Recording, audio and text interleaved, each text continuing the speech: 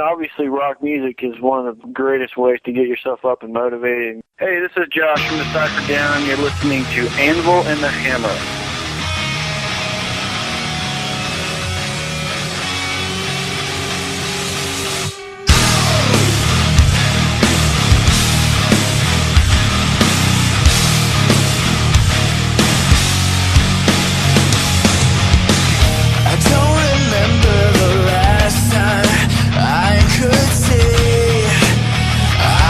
Where I wanted to be. Still you see through this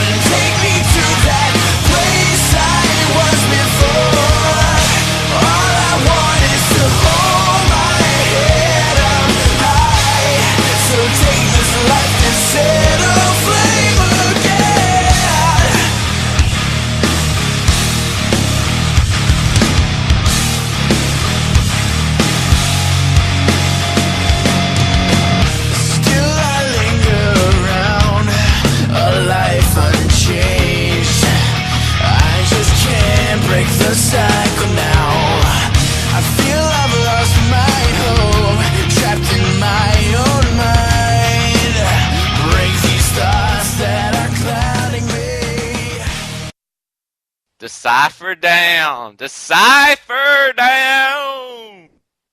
And that was Life Again off of Decyfer Down's End of Grey CD. Man, this band is really going places, dude.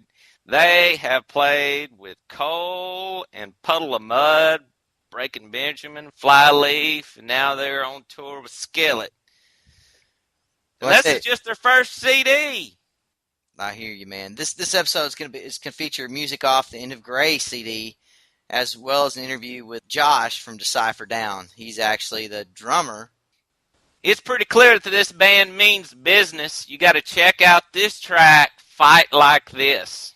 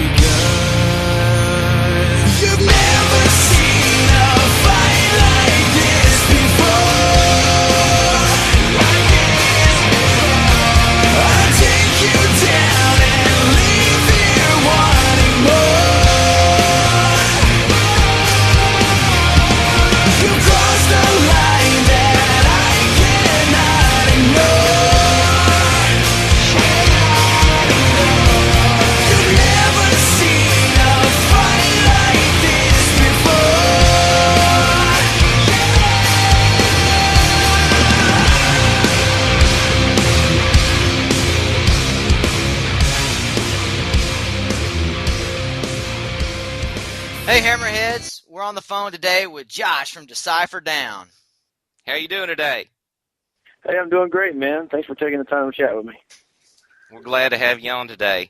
Well, we got to start it all off with actually how you came up with your name of the band. I've researched it. I found out it was very interesting. Can you tell the Hammerheads how you came out with the name of your band?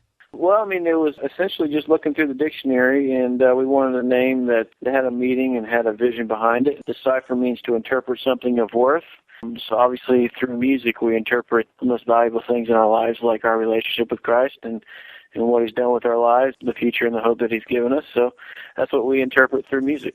That's great. As far as with your band, you started in Morehead City, North Carolina. How y'all all met? I know you and your brother, but the other two members of your band? Yeah, Brandon, the guy with the dreads, Brandon and I have been playing together for about 10 years. Went through different bands and different styles of music and whatnot, and obviously Kale's been a part of that ever since the beginning there too. So about 5 years ago was when Chris came on board. We kind of knew all of each other, from being in a small beach town there in North Carolina. Chris's dad was actually my basketball coach in high school, so it's kind of how we got connected. But yeah, all four of us got together about, I guess it's just over 5 years ago now. That's when we created Decyfer.